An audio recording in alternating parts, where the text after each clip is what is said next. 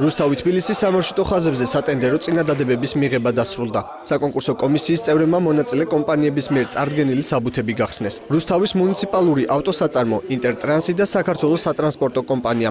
კონკურსში მონაწილეობის სურვილის 3 კომპანიამ გამოთქვა. რუსთავის მერის მიერ გამოცხადებულ 11 ველოდზე განაცხადი მათგან მხოლოდ ერთმა, ინტერტრანსმა შეიტანა. სასიამოვნოა, რომ რამდენიმე ფირმამ შემოიტანა განაცხადები კონკურსში მონაწილეობისათვის. ერთ-ერთმა ფირმამ შემოიტანა თითქმის ყველა ლოტზე. წარმოდგენილი დოკუმენტაციის უმეტესობა შეესაბამებოდა იმ მოთხოვნებს და წესებს, რაც აგვაქვს ჩვენ დათქმული. პაკეტები გაიხსნა საჯაროდ. ინტერტრანსი რუსთავისთვის ახალი კომპანია. მისი დამფუძნებელი და დირექტორი ზაზა ლომიძე აცხადებს, რომ მისი ყოფილი კომპანია შპს თანამგზავრი თბილისის შიდა საქალაქო ავტოტრანსპორტს 2001 წლიდან ემსახურებოდა.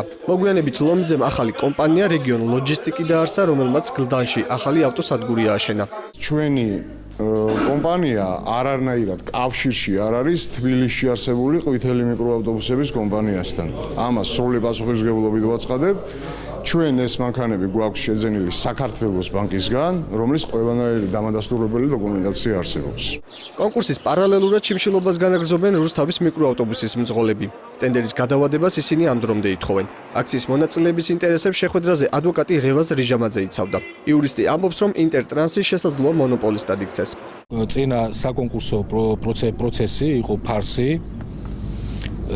იმისათვის რომ ასე ვთქვათ გარანტირებულად ყვითელი მიკროავტობუსები შემოსულიყო. ავტომანქანები შეძენილი აქვს 13 მარტს ამ კომპანიას. წარმოიდგინეთ, აი ამ საკონკურსოდ აქვს შეძენილი 13 მარტს მიღება ჩაბარების აქტების გარეშე. ანუ საკუთრებაში არა აქვს ჯერ, უბრალოდ ხელშეკრულებებია გაფორმებული უმრავლეს შემთხვევაში. და შეძენილი აქვს Ford Transit 403, სწორედ ის ყვითელი მიკროავტობუსები, რაზეც მე ეჭვი მქონდა.